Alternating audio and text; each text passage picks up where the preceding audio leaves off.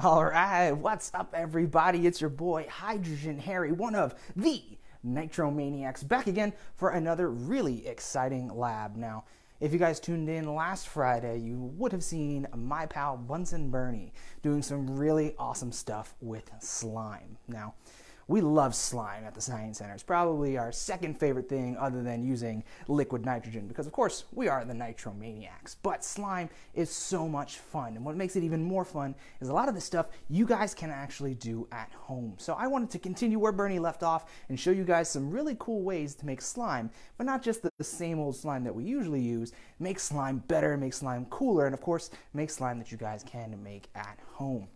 Now, if you haven't done so already, please make sure you check out our Facebook page where the event is posted. We do post those worksheets there as well as on our website, so if you want to follow along with those worksheets, make sure you download those and print those. And as always, at the end of the show, we are going to be asking you guys lots and lots of really interesting questions. So make sure you guys are asking us questions. Now, Bernie and I, we're not the best at this whole Facebook Live thing every now and then, so it does take a little bit of time for your questions to come over on our side. So once you ask a question, please just give us a few minutes. We will answer those questions as best as we can. It just takes a little bit of time for it to show up on our end. Now, enough of that stuff. Let's go ahead and get ready with our slime. Now, this slime that we're making is going to be a very special thing that we call a polymer. Now, if you remember what Bernie said last week, what are polymers? I remember. Polymers are very special based on the way that they are organized, specifically those tiny, tiny, tiny little pieces of material called molecules. Now, the way those molecules actually link up or arrange with each other form these really, really long chains. And those long chains are what give polymers a lot of their special properties. Now, we said that polymers can exist inside your body, in your DNA, in your fingernails. They can exist out in the world in many different kinds of plastic. And they're going to exist here today during our live stream in the form of slime. Right? That polymer structure is what gives our slime its ability to be elastic and stretchy. Now, the slime that he made last week was kind of the generic slime, and the main ingredient that actually helped put our slime together was something called sodium tetraborate, or more commonly known as borax powder, that you can actually get in most of your stores. People usually use this as a detergent to clean their clothes. Right? Now, this sodium tetraborate is what actually binds all of our other ingredients together. Most of our slime recipes call for a lot of the same things. Usually you're going to have a little bit of glue, a little bit of water, maybe a little bit of food coloring to spice up the color of your slime, and then you need that cross-linking agent, that sodium borate. Now, a lot of people can get that sodium borate, but it's not necessarily the only way that we can make slime. And that's what I'm going to be showing you guys today, some really cool different ways to actually make our slime. Now, one of the cooler things that we can actually do is make instant slime.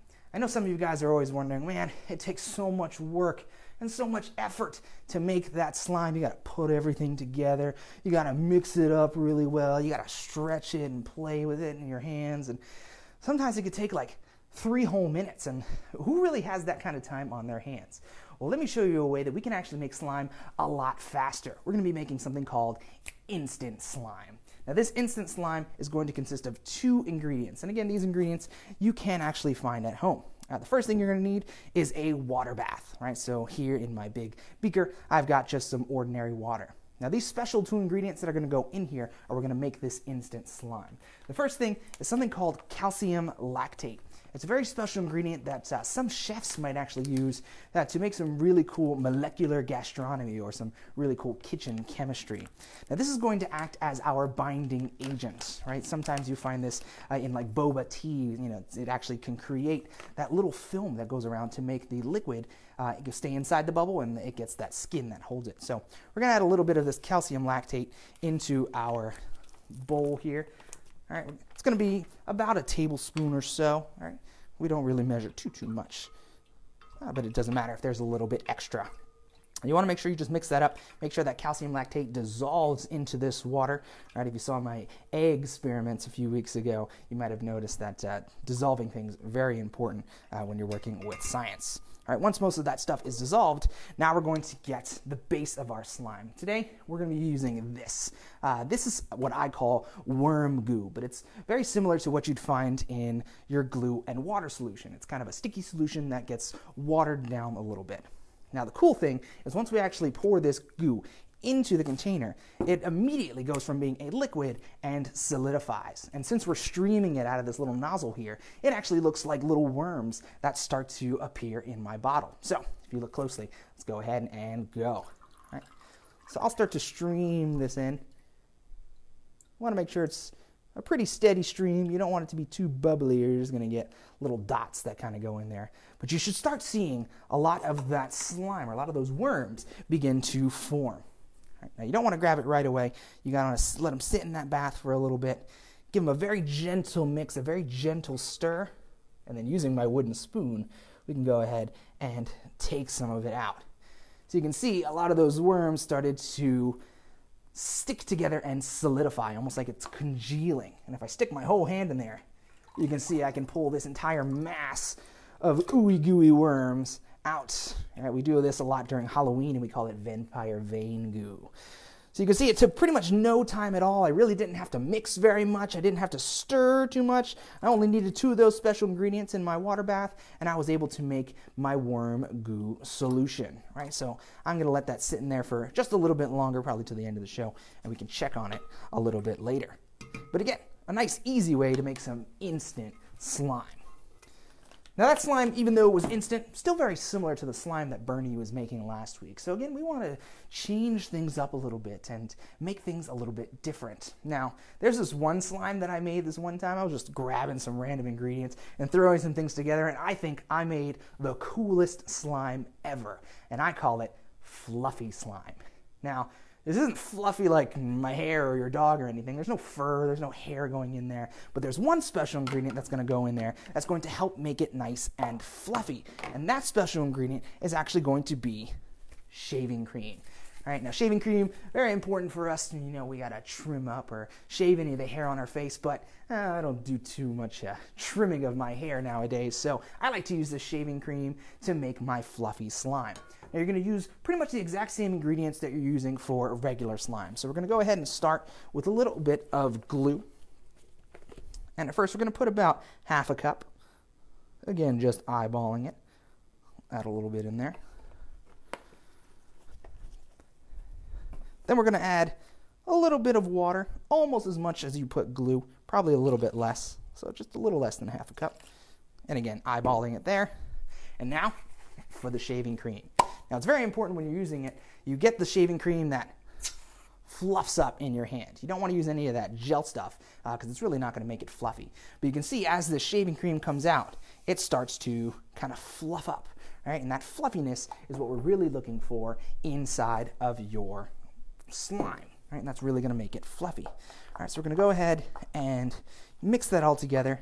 Now you don't want to mix it too much. You don't want to deflate that shaving cream. You still want it to sort of be really fluffy while you're doing this. All right, and as you guys can see, I'm kind of just like folding it in and not really mushing it down too much. We don't want to lose all that air to keep our slime fluffy.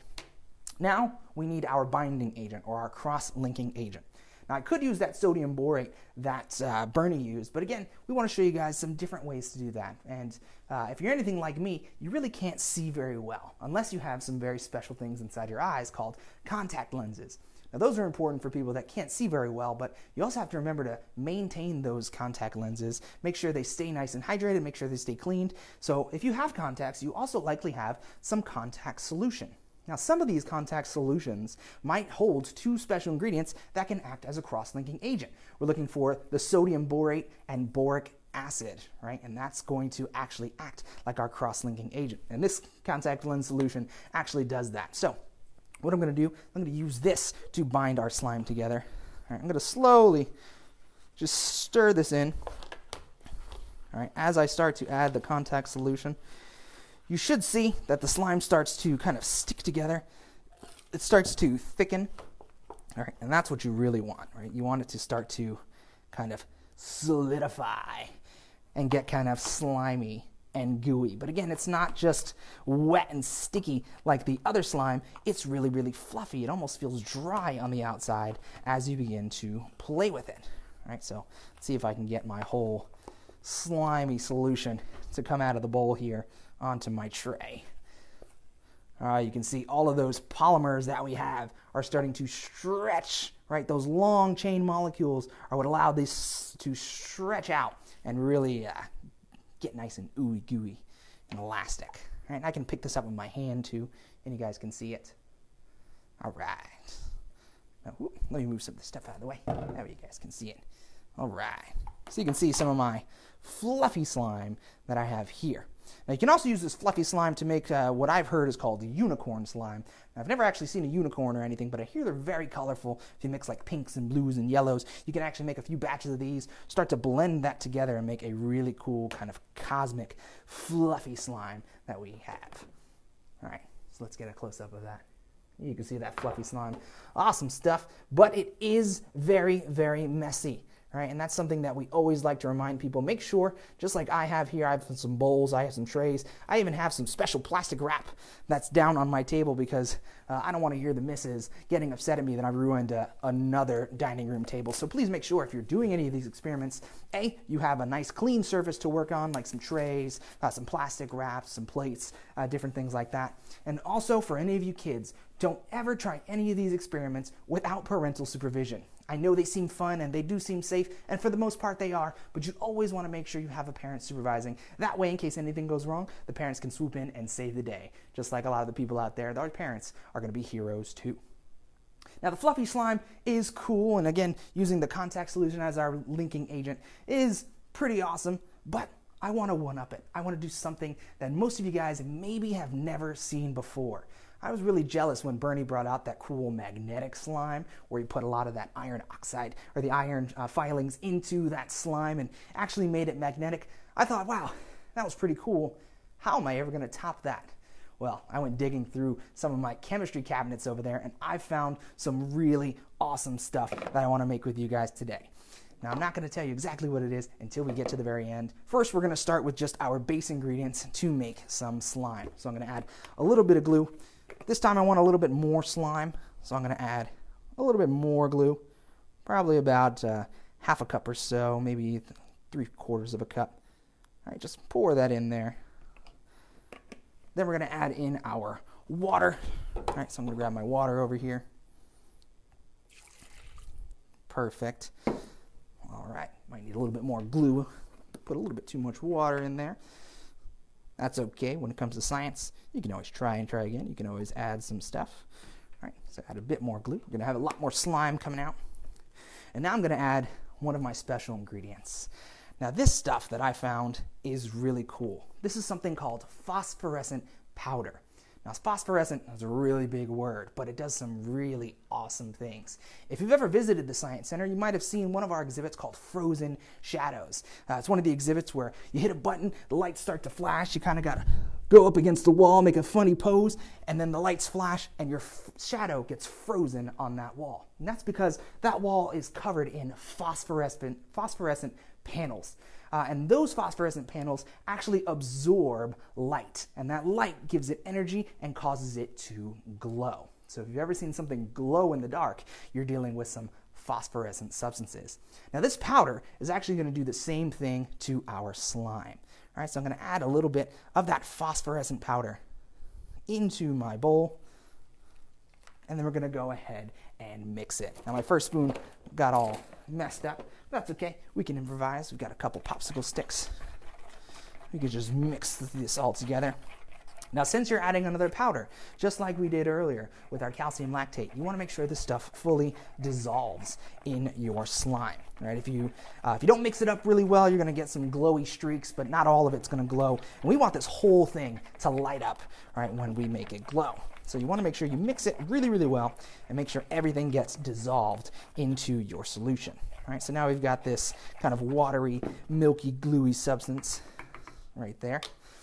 Now we're going to add our cross-linking agent. But just like before, I want to use something a little bit different. Sometimes you guys might have seen slime recipes that call for this stuff. This stuff is called liquid starch. And just like our sodium borate powder, like our borax powder, or our calcium lactate, or the contact solution that we have, we can use our liquid starch to help bind those molecules together. Right? They actually will link up and create the gooey slime that we know. All right, so we're going to go ahead and add in some of our liquid starch. Now, just like with our contact solution, it's kind of tough to measure it, so we're just going to add a little bit as we are constantly stirring. All right, this stuff is important to make sure you're stirring as you're mixing it in, because you don't want it to kind of clump up and get chunky, right? So I'm just going to add little bits at a time, keep on mixing, and you should start to see it start to kind of come together and bind together. All right, so I'm going to add a little bit more liquid starch, make sure it gets mixed up nice and well. Oh, yeah. Now this stuff is awesome. So here we have it, our phosphorescent slime. Now the one thing about using liquid starch, unlike some of the powders that we have, it's just adding another liquid in here, and sometimes it can leave your slime just a little bit wet. So one thing I like to do is I like to knead my slime, just like I knead dough when you're making bread. What that's going to do, it's going to allow the excess liquid to be absorbed into your hand, and it makes it a lot less sticky and a lot less wet. All right, so again, just like our previous experiments, this can get a little bit messy. So I'm going to go ahead, pick up our slime, and kind of play with it. Knead it together. Very important I have this plastic down on my table. You can see I'm getting oh so messy, but my slime is coming out oh so slimy, right? This liquid starch does a really good job of not drying out your slime and making it really, really runny and really liquidy while still maintaining that stretch. Now, one of the cool things about this is not just how much it stretches, but that phosphorescent powder that we put in there. Now, just like anything else that has a phosphorescent material, you're going to need to activate it. One of the ways we can actually activate this stuff is by exposing it to light. I've got a nice little window over here that's providing plenty of sunlight, but it might not be powerful enough to actually make this slime really, really glow. So I've also got some really cool stuff to activate it. If you've seen our germ video that the Science Center posted a few weeks ago, we use something really cool to simulate sunlight inside, and that is our UV light bulb. And this UV light bulb that I have over here can actually, just like the sun, activate our phosphorescent powder. All right, so I've got this light bulb here. I can turn it on. You can see some of that purple light that comes. And this can be used to actually activate my slime. Now, if you move it a little bit closer, you might be able to see it actually lighting up. You can see one side of it really lighting up over here, and the side that's not being struck by the light is just like white glue. But you can actually see this stuff glow in the dark. Now, what we want to do is really activate this and take you guys into a nice dark room so you guys can see it. So I'm going to really, really make sure that my light gets on it. I'm going to go ahead, just pick up a little bit of it, activate it, and take you guys into a room over here. All right, so you guys follow me. All right. Now you guys can see that this stuff is glowing a whole lot. Right? It's kind of like alien snot that's all over the place. And that's because of the phosphorescent powder that we have in there. That phosphorescent powder actually causes this stuff to really glow, and you can really see how awesome that is when you are in a nice dark room after you activated it. Right? So make sure you get a nice shot of that. Look at that crazy stuff. That is awesome. Might be a little bit more awesome than Bunsen Bernie's. All right? So let's take us back to our workstation over here. Let's come back. Woo! And again, it got really, really, really messy. So what I'm going to do is I'm going to go ahead and start to clean up, because I pretty much run out of slime and almost run out of paper towels over here. So I'm going to go ahead and take some questions from the viewers. Now, as I start to clean up here, I want you guys to submit those questions down in the comments below. Just like I mentioned earlier, it may take a second to actually see your questions popping up, so be patient with us, right? We want to answer as many questions as we can. We don't want to leave you guys hanging. And if you have any anything else to put down in the comments, go ahead and do that. Again, I'm going to go ahead and just clean myself up a little bit, try to get as much of this slime there. Now, while I do that, we want to talk about slime care too. So go ahead and, again, drop those questions down below. A lot of people ask, well, how do I take care of my slime? How do I make sure it stays this moist and stays this gooey and stays this consistency? Well, one of the most important things that you need to do is make sure that your slime is in a nice container that you can seal. Right? You can see I've got some other slime that I made a little bit ago. I've been playing with slime for quite some time. I've put it in just a general Tupperware container, and I have a little lid that I can actually clip right onto the top. As long as I leave that nice and tightly sealed, my slime can remain for a really, really long time. So that's the most important thing that you can do. The reason for that is one of the main ingredients going in is water. And just like with any other water that you have or any other liquid, that can evaporate if it's left out in open air. So you want to make sure you cut off the access of that open air to your slime by putting it in a nice sealed container. You guys can do just that. All right. So let's see what kind of questions we have from you guys at home. So there's one question asking, what can you put in the slime to make it colorful or to make unicorn slime? Ah, yes. Unicorn slime, some of my favorite stuff. I'm so sad I didn't make any unicorn slime today. There's just so much stuff on my workstation I didn't do that. Do we have a name from that viewer? If we can, we'll get that a little bit later, but thank you for asking the question. To make any of your slime colorful, you can add something really simple, and that's going to be food coloring, right? Now, you want to make sure you're adding the food coloring before you add any of your linking agent. So if you're using liquid starch, before you start adding any of this stuff, you want to make sure you mix in the food coloring. Same thing with the contact solution. If you use that as your binding agent, make sure you put the food coloring into your water and glue solution before, and then make sure you mix it up really well. As long as you mix it up and all the color gets to kind of diffuse and disperse, you're going to get a nice even color all throughout. Now you want to make sure if you're doing that, anytime you're mixing colors, you probably want to do separate smaller batches. Just use some smaller bowls and use a little bit less ingredients. And at the end, then you can mix your separate colors together. If you try to mix them all together in the bowl using the food coloring, what's likely going to happen is your colors are going to mix. So if you put blue and red, your slime's just going to end up looking purple. If you put red and yellow, you're going to get an orange. If you put yellow and blue, you're going to get green slime. Now, some people might want to do that, and that's totally fine. But again, if you want it to be really kind of unicorny and stripy, you want to make sure you do them in separate batches. But thank you for that question. All right, do you have another? Is there a way to make slime at home that doesn't stick to your hands? Now, this is a question that we get from parents all the time. Is there a way to make sure the slime doesn't stick to your hands?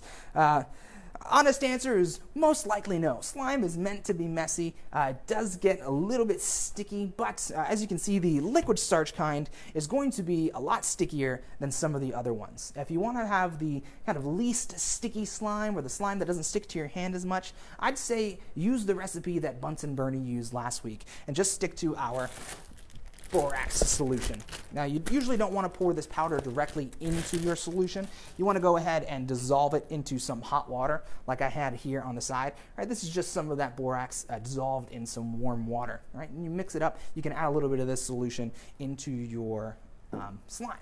Now, what this does is it doesn't make it kind of like runny and slimy like this, but it's more like some of the other slime that Bernie made and the slime I have here. You can see that this slime is a lot more stiff, right? And even if I leave it in my hand, it's not really running all over the place very quickly. Eventually, it will slowly disperse, but it's definitely a lot more solid, right? A lot easier to kind of rip apart, but it doesn't stretch too much, right? So if you're using that borax powder, the borax solution, the more borax that you add, or sodium borate you add, the stiffer your slime is going to be, and the less sticky it's going to end up being as well.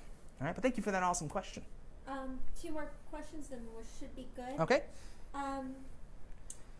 A viewer wants to know if you're ever going to make unicorn slime, and if not, is there a way that you can post it so our viewers can make it at home? Now, we've done slime for 2 weeks in a row, so we want to vary it up a little bit, but what I'll do for you guys is we can either try and make a short video making some of that unicorn slime, since you guys seem to be really interested, or I can leave a recipe for that down below in the comments after this video has been posted. You guys can check that out and make some unicorn slime yourself. But this does offer an interesting thing. Bernie and I have been doing this for a while, and now that I think about it, I really miss my best friend. He's been away for a while because, you know, we've had to self-isolate. But also, he was my main inspiration for all of my ideas. Even though he's a little bit crazy and a little bit kooky, he came up with some really awesome science experiments. So without him, I'm actually running out of things to do. So I want you guys to, again, post down in the comments below or send us a message. What do you want to see in some of our upcoming live videos? We want to know what you want. That way we can provide that content for you, and you guys can see some awesome things. So again, if you commented down below or if you send us a message or anything, we'll get some of those awesome things that you guys request in some live videos. So where can I buy that powder to make the slime glow? Where can you buy this phosphorescent powder? You can buy this on everyone's favorite retail store, Amazon, right? Amazon is going to have lots of this stuff. You can buy them in individually sealed pouches like this. A lot of people use this during Halloween time to really make stuff glow in the dark. You can also get really large jars that look sort of like this of the phosphorescent powder. Depends on how much you want, but they sell them in all sorts of sizes and all sorts of quantities. But that's where we get a lot of our supplies, especially because I can't go out to the grocery store too much to get my non-essential items, so Amazon is going to help to deliver those things. All right. Do we have any other questions? What makes the wormy shape when you pour it into another solution? So this was about our instant worm goo slime. So what makes that wormy shape? Well, what really did it was the stream that I pour in. You can see it's kind of streaming down, and since it's instant slime, as soon as it hits that calcium lactate powder, it starts to kind of solidify and congeal. And since it's streaming down in strings and it's instantly turning into slime, that's what gives it its kind of stringy texture. And again, this stuff's been sitting in there the whole time. I told you guys we'd get one more shot of it. The longer it sits in the calcium lactate, the more kind of stiff it gets, so I can almost spread this apart like a spider web. And you can see a lot of those strings that are coming down there. But that's just because when we were pouring it in, it's going in a constant stream. If you were dripping in just dots, it would be like little dots. Right? Awesome question. Is there a way that our viewers can find these recipes and what all the ingredients are called so they can do it themselves to replicate it? Absolutely. All right, just like I mentioned before, we're going to post all of our recipes once we publish this live video. We'll post them down in the top comment below. That way you guys can actually make some of these things at home. And also, if you make any of those things at home, we want to know about it. So make sure you're posting pictures. Come back to this live video, come back to the Science Center's Facebook, post a picture of some of the slimes that you guys have made. You can see how it compares to some of the slimes that we've made. We love to see that you guys are doing these things at home. You know, it's the reason why we do these videos. So send those pictures in. We love it. All right. Now that is an awesome show. I'm so glad that you guys enjoyed it. Hopefully you did. I definitely had a blast today. So once again, my name is Hydrogen Harry. This has been an awesome time. Stay safe out there. Stay inside if you can, but always keep your minds activated and join us next week for some awesome experiments.